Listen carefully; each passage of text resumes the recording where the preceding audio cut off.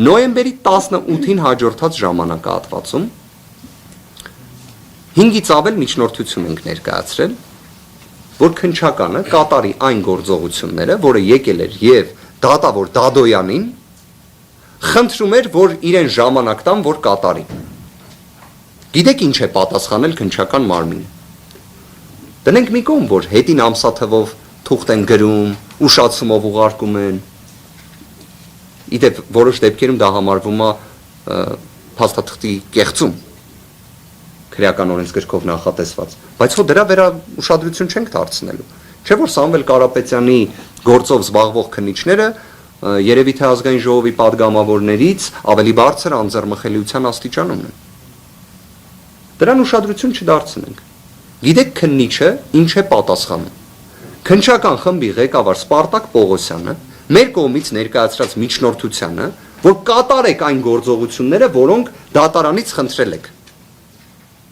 Ասում է ակնհայտ անհիմն միջնորդությունը ենթակա է մերժման։ Այսինքն մենք իրենց գրում ենք, որ արեք այն, ինչ ասում եք,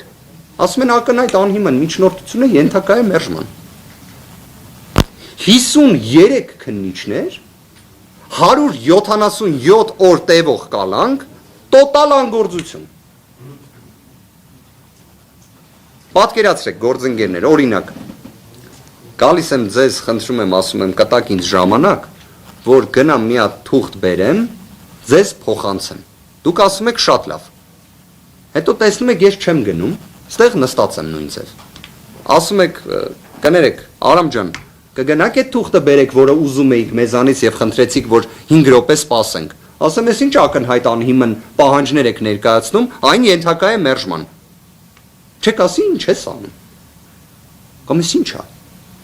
Այն ինչ հիմա ձեր գլխում պատտվում է, այդ ամենը մեր գլխում էլ է պատտվում։ Ուղղակի մեկ տարբերությամբ, այս իմ նկարագրած դեպքում ոչ մեկ կալանավորված չի։ Հիմա պատկերացրեք մի հատ էլ ես ձեզ գամ խնդրեմ, ասեմ մի հատ սպասեք, թուղթ բերեմ։ Այդ ընթացքում գամ ձեզ կալանավորեմ,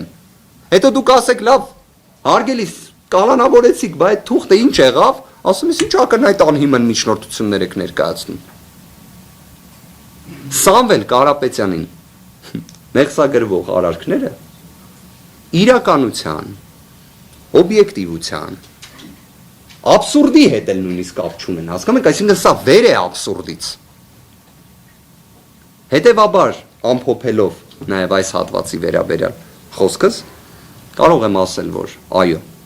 Սամվել Կարապետյանը Արցախի հետ ունեցել է այն աստիճան կապ, որ Ադրբեջանի իրավասու մարմինների կողմից հետախուզվում է 2021 թվականի հունիսի 18-ից և 2025 թվականի հունիսի 18-ից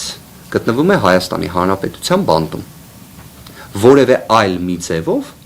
Արցախի հետ Սամվել Կարապետյանին կապելու փորձը գիտեք, որ ձևակերպում է օգտագործում։ Ճիշտ չի, մարդկային չի։ Բոլոր այն կարմիր գծերը, որոնք կան, դրանից էլ է դուրս։ Ես հասկանում եմ, որ աբսուրդին կատարելան սահմաններ չկան, բայց իսկապես կարելի է ինչ-որ միտեղ կարմիր գիծ ունենալ։ Այն ամենը, որը կատարել է Սամվել Կարապետյանը Արցախի համար, ևս մեկ անգամ եմ ասում, հանգեցրել է նրան, իդեպ այդ հայտարարությունը կարող եք գտնել, որ Ադրբեջանի իրավասու մարմինները հետախուզում հայտարարեն Սամվել Կարապետյանի նկատմամբ։ Դրանից դուրս որևէ մի